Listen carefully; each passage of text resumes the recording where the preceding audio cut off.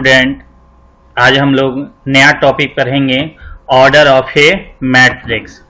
Order of A matrix को define करने से पहले हम लोग ये देख लें क्या कि ये जो हॉरिजॉन्टल लाइन हम लोग देख रहे थे, इस हॉरिजॉन्टल लाइन को मैट्रिक्स में रो बोलते हैं, जिसको स्मॉल m से डिनोट करते हैं, जबकि इस वर्टिकल लाइन को कॉलम बोला जाता है, जिसको स्मॉल n से डिनोट करते हैं। रो को स्मॉल m से डिनोट करते हैं, जबकि कॉलम को स्मॉल n से हम लोग डिनोट करते हैं। अब देखिए इसका डिफिनीशन इस तरह से आप दे सकते हैं, the matrix having m rows and n columns is called a matrix of order m by n। या तो matrix of order m by n बोलिए, या आप इसको सिंपल में भी ऐसे बोल सकते हैं m by n matrix. m by n matrix भी आप इसको बोल सकते हैं। इसमें आपको ये ध्यान देना है क्या कि m बाई n मैट्रिक्स में पहले रो होता है, फिर जाके कॉलम होता है, पहले रो फिर जाके कॉलम। अब इसमें ये देखिए क्या कि ये जो इनटू का सिंबल आपको दिख रहा है, मैट्रिक्स की दुनिया में इसको क्रॉस या गुना नहीं बोलते हैं, मल्टीप्लिकेशन नहीं बोलते हैं, गुना नहीं बोलते हैं, इसको बाय बोला जाता है। मैट्रिक्स की दुनिया में हम लोग इसको बाय बोलते हैं, m by n, m by n। इसका एक नया नाम दिया गया बाय, m बाई n। चलिए इसको और अच्छे से समझने के लिए हम लोग कुछ एग्जाम्पल देख लें। जैसे कि कोई मैट्रिक्स हम लोग ने लिया, in the matrix capital A, एक मैट्रिक्स ले लिया। इसमें पहला क्वेश्चन हम लोग ने कहा कि टोटल नंबर ऑफ रोज, जबकि second question total number of columns, and third order of matrix, and four total number of elements, total number of elements. तो चलिए पहला क्वेश्चन जो है, रो आपको बताना है कि कितना है इस मैट्रिक्स में। तो सबसे पहले आप हॉरिजॉन्टल लाइन को देखेंगे। तो चलिए ये पहला हॉरिजॉन्टल लाइन, ये दूसरा और ये तीसरा। इसका मतलब इस मैट्रिक्स में 3 हॉरिजॉन्टल लाइन है, इसका मतलब रो कितना हो गया 3। तो पहला का आपका सॉल्यूशन हो जाएगा कितना 3। Total number of column, second के लिए कॉलम मतलब क्या, वर्टिकल लाइन, 1 2 3 4। इसका मतलब वर्टिकल लाइन कितना हो गया 4, तो कॉलम कितना हो जाएगा 4। अब है ऑर्डर ऑफ मैट्रिक्स। ऑर्डर को हम लोग इस तरह से इंडिकेट करते हैं, पहले रो फिर कॉलम। रो कितना था हम लोग का 3, कॉलम कितना था 4। इसका मतलब ऑर्डर कितना हो गया 3 बाई 4। ऑर्डर हम लोग का आ गया 3 बाई 4। अब चलिए टोटल नंबर ऑफ एलिमेंट्स। तो elements, total number of elements देखने के लिए ये कितना 1 2 3 4 5 6 7 8 9 10 11 12, कितना हो गया 12 टोटल नंबर। या आप इसको काउंट करें या नहीं, तो ऑर्डर जो आप लिखे हैं आप इसको मल्टीप्लाई कर दें। जैसे ही मल्टीप्लाई करेंगे तो टोटल नंबर ऑफ एलिमेंट्स हम लोग को पता चल जाएगा। चलिए आगे कुछ हम लोग पॉइंट के बारे में देख लें। मैट्रिक्स में कुछ है आपका पॉइंट, जैसे a matrix of order m by n is generally written as. m by n matrix को जनरल फॉर्म में आप किस तरह से लिख सकते हैं, पोजीशन के साथ, एलिमेंट के पोजीशन के साथ। तो इस तरह से आप इंडिकेट कर सकते हैं। A11, ये जो 1 1 दिख रहा है, ये 1 1 एलिमेंट के पोजीशन को बताता है। जैसे 1 2 एलिमेंट के पोजीशन, 1 1 का मतलब हो गया पहला रो पहला कॉलम, 1 2 का मतलब हो गया पहला रो दूसरा कॉलम। उसी तरह से सबका पहले रो होता है फिर जाके कॉलम होता है। जो आपका लिखा गया वो कितने ऑर्डर का m बाई n ऑर्डर का मैट्रिक्स है। m बाई n ऑर्डर का मैट्रिक्स है। इसको इस तरह से भी आप लिख सकते हैं। इतना सिंबल है आपको लिखने का। यहां पे एक चीज आपको ध्यान देना है कि ये जो I और J है वही एलिमेंट के पोजीशन को बताता है। यही आपका 1 1 है या 1 2 है। इसका मतलब हो गया क्या कि I मतलब हो गया रो और J मतलब हो गया कॉलम, जो एलिमेंट के पोजीशन को बताएगा, एलिमेंट के पोजीशन को बताएगा। आप इस सिंबल से आप इस सिंबल से आप इसको इंडिकेट कर सकते हैं। अगला पॉइंट लिखने से पहले हम पहले I और J का कंडीशन बताते हैं कि I का जो वैल्यू है 1 और 1 से बड़ा, M और M से छोटा। I का जो वैल्यू आ रहा है वो 1 और 1 से बड़ा, M और M से छोटा, जबकि J का जो वैल्यू है वो भी 1 और 1 से बड़ा लेकिन N और N से छोटा। I और J आपका एक नेचुरल नंबर हो जाएगा, जैसे 1 2 3 4 नेचुरल नंबर ही केवल आप ले सकते हैं। अब चलिए नेक्स्ट पॉइंट हम लोग देखते हैं कि जैसे हमको 3/2 का मैट्रिक्स लिखना है जनरल फॉर्म, जिस तरह से हम लोग ने पोजीशन के साथ ऊपर में इंडिकेट किया, इस तरह से आपको लिखना है। तो उसके लिए पहला एलिमेंट किसी भी ऑर्डर का आप मैट्रिक्स लीजिए, पहला एलिमेंट आपका A11 ही आएगा। 3/2 लीजिए, 4/3 लीजिए, 2/2 लीजिए, 5/2 लीजिए, कुछ भी लीजिए, पहला एलिमेंट आपका क्या आएगा A11। उसके बाद ही आप कोई एलिमेंट को लिख सकते हैं। तो पहला पोजीशन तो इंडिकेट क्लियर हो गया कि A11 ही होगा। जैसे M जो बता रहा है ये M हो गया और ये आपका N हो गया, मतलब रो हो गया और ये कॉलम हो गया। अब इसमें देखिए ध्यान देना है कि पहला एलिमेंट, जैसे हम यहां पे बता दें कि पहला एलिमेंट हम लोग जो लेंगे A11 से लेंगे, A11 से लेंगे। रो कितना है 3, कॉलम कितना है 2। तो आप एक हॉरिजॉन्टल लाइन, तो आपको ये हॉरिजॉन्टल लाइन होता है, ये हॉरिजॉन्टल लाइन होगा, ये हॉरिजॉन्टल लाइन होगा, आपको 3 लेना है। तो एक देखिए जैसे हॉरिजॉन्टल लाइन में इस तरह से हम क्लियर कर दें, पहला हॉरिजॉन्टल लाइन, दूसरा हॉरिजॉन्टल लाइन और तीसरा हॉरिजॉन्टल लाइन। कॉलम आपका आ जाएगा 2, फर्स्ट कॉलम सेकेंड कॉलम। अब यहां पे आपका 6 एलिमेंट है, तो एलिमेंट आपका एक यहां आ जाएगा, यहां आ जाएगा, यहां आ जाएगा, यहां आ जाएगा, यहां आ जाएगा और यहां आ जाएगा।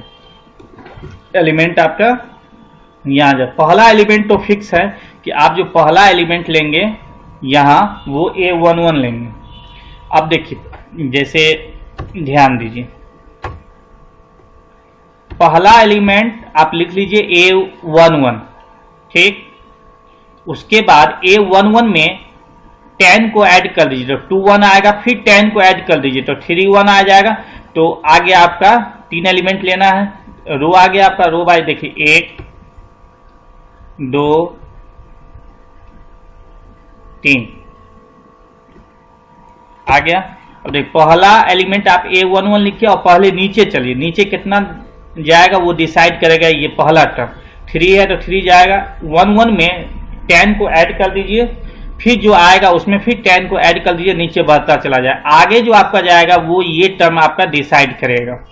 अब जैसे 1 1 है उसमें 1 को ऐड कीजिए, 1 1 1 को ऐड करेंगे तो कितना आ जाएगा 1 2। जैसे कि आप ऐसे भी कर सकते हैं, ऐसे कहा 11 है ये, 11 में 1 ऐड करेंगे तो 12 आ जाएगा। 21 है 1 ऐड करेंगे तो 22 आ जाएगा। 31 है 31 में 1 ऐड करेंगे तो 32 आ जाएगा।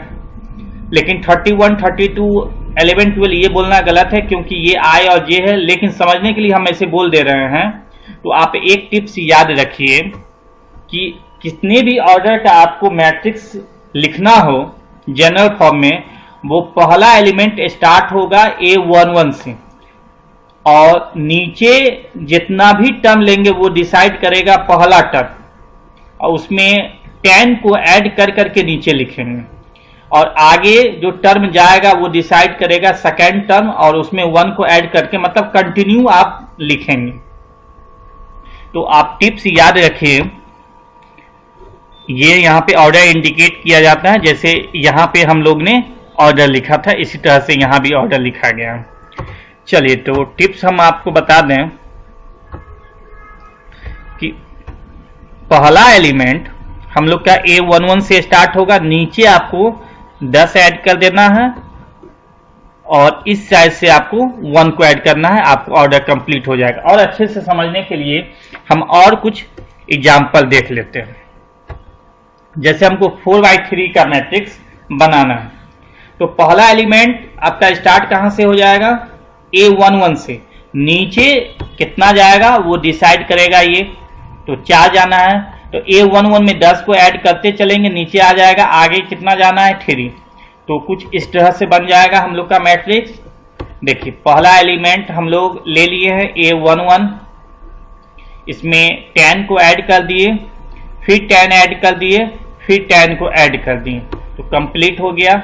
और कंटिन्यू चलना है, 3 11 है, मतलब 11 है, 11 में 1 जोड़ देंगे 12, फिर 1 जोड़ देंगे 13, उसी तरह से सबको कंटिन्यू कर देना है और ऑर्डर इंडिकेट कर देना है।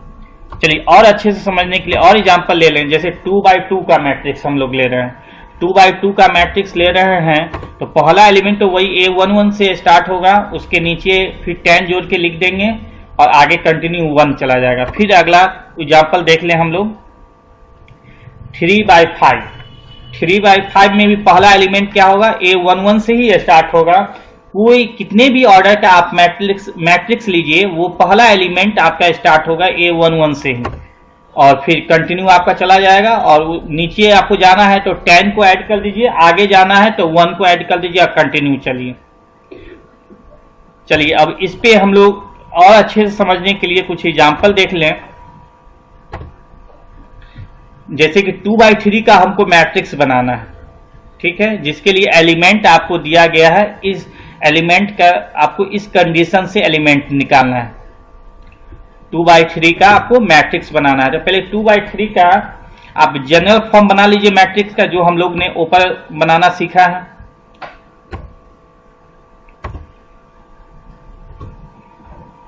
इन जनरल, एक 2x3 matrix is given by A equal to, पहला एलिमेंट तो वही A11 से ही हम लोग स्टार्ट किए, नीचे जाना था 2, इसलिए एक और 10 ऐड कर दिया, आगे 1 ऐड कर दिया क्योंकि 3 जाना है। तो ये हो आपका एक जनरल फॉर्म कंप्लीट हम लोग किए हैं 2x3 का मैट्रिक्स।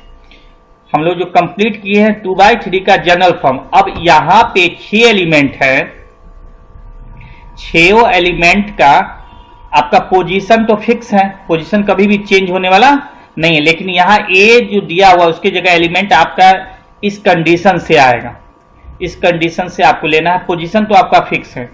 तो आप ये देखिए कि पहला जो होता है ये 1 I और ये J, तो I में क्या है 1 और 2, 1 2, जबकि J क्या है 1 2 3। तो चलिए देखिए, आपका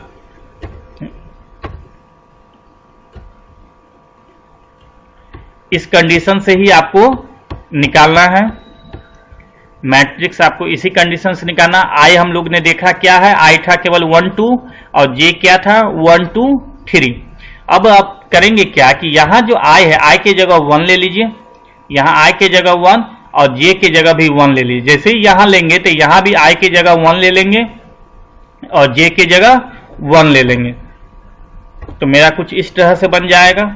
यहां I और J के जगह वैल्यू 1 1 डाल दिए, तो यहां भी आपका I के जगह 1 और J के जगह 1 डाल दिए, कैलकुलेट करके फिर इतना आ गया।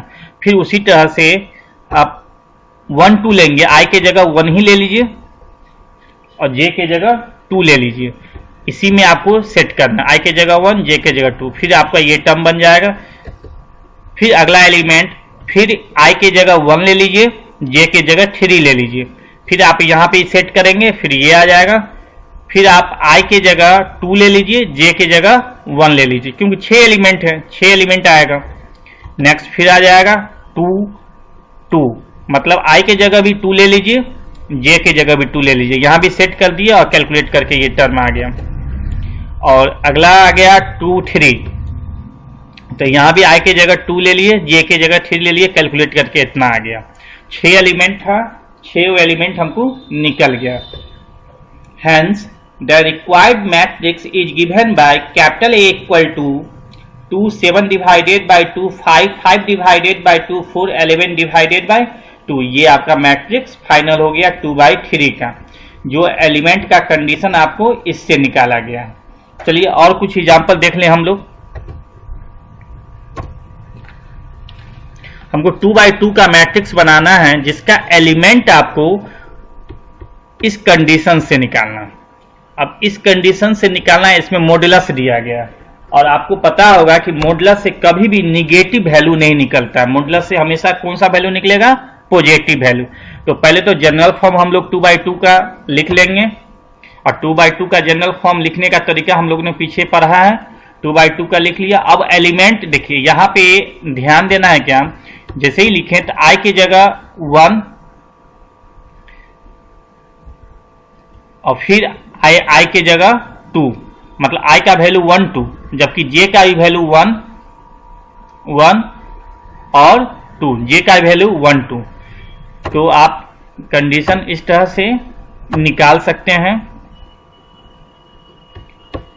इसी कंडीशन में i का एक बार 1 ले लेंगे तो j का 1 और 2 ले लेंगे, फिर i का वैल्यू 2 ले लेंगे तो j का 1 2 ले लेंगे, और यहाँ मॉडुलस के अंदर रखना है आपको। यहाँ पहले i j का वैल्यू रखना है, तो इस तरह से कुछ टर्म आ जाएगा। i और j 1 1 डाल दिए, तो यहाँ भी आपका 1 डाल दिए और यहाँ भी 1 डाल दिए, दोनों जगह 1 डाल दिए। मॉडुलस के अंदर पॉजिटिव ही आया, तो 1 पॉजिटिव में ही निकलेगा, मल्टीप्लाई करके वैल्यू आपका 1/2। अब a1 2 में i हो गया 1, 2 हो गया j। अब वहां i के जगह 1 दे दिए, j के जगह 2 दे दिए। कैलकुलेट करने के बाद मॉडुलस के अंदर निगेटिव आ गया। जैसे ही मॉडुलस के अंदर निगेटिव आ गया, तो मॉडुलस से बाहर लेंगे तो वो पॉजिटिव आएगा, निगेटिव तो मॉडुलस के अंदर होगा नहीं, तो 1 पॉजिटिव में आ गया। मल्टीप्लाई करने से फिर आपका आ गया 1/2। चलिए अगला एलिमेंट 2 1, i हो गया 2, 1 हो गया j। अब यहाँ i के जगह 2 ले लिए, j के जगह 1 ले लिए, मल्टीप्लाई कर दिए, तो आपका कैलकुलेट करके मल्टीप्लाई करके 4 आ गया। पॉजिटिव है, पॉजिटिव ही निकल जाएगा, कैलकुलेट करके आ गया 2। अगला एलिमेंट है 2 2, 2 2 में आपका i हो गया 2 और j भी हो गया 2। यहाँ भी i और j के जगह 2 ले लिए, कैलकुलेट करके मोड के अंदर 2 आ गया। पॉजिटिव है तो पॉजिटिव ही निकल गया और आ गया 1। चलिए चारों एलिमेंट निकाल लिए हम लोग। Hence the required matrix is given by capital A equal to 1/2, 1/2, 2 और 1।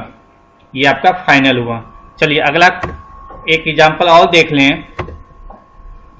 If a matrix has 12 elements, what are the possible order it can have? यदि किसी मैट्रिक्स के पास 12 एलिमेंट्स है तो उसका पॉसिबल ऑर्डर क्या होगा? देखिए मैट्रिक्स के पास 12 एलिमेंट है, इसका मतलब है क्या कि m by n equal to 12 element है तो इतना ही होगा। अब किस तरह से आप इसको इंडिकेट कर सकते हैं? m का वैल्यू आपको 1 से स्टार्ट करना है और n का वैल्यू इस तरह से रखिए कि मल्टीप्लाई करने से क्या आ जाए? 12 आ जाए। तो आप इसको इस तरह से लिख सकते हैं।